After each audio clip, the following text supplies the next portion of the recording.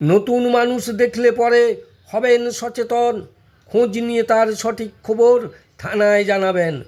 পাকিস্তান থেকে কিছু জঙ্গি ভারতবর্ষে ঢুকে আধার ভোটার তৈরি করে এইখানেতে থাকে।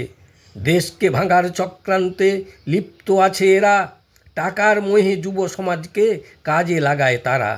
হামিমের পর পড়ল ধরা, ওয়াহাব ওরফে রানা, তথ্য পাচার করত এরা ভারতীয় রেল ও নৌবাহিনী সেনার। এদেশে থাকে এদেশের খায়, এদেশের শত্রু ঢোকায়, আধার ভোটার তৈরি করিয়ে এদেশে আশ্রয় দেয়। দেশকে ভাঙার চক্রান্তে যারা মদত দিচ্ছে বেশি, তারাই দেশের গদ্দার, তারা মেকি ভারতবাসী।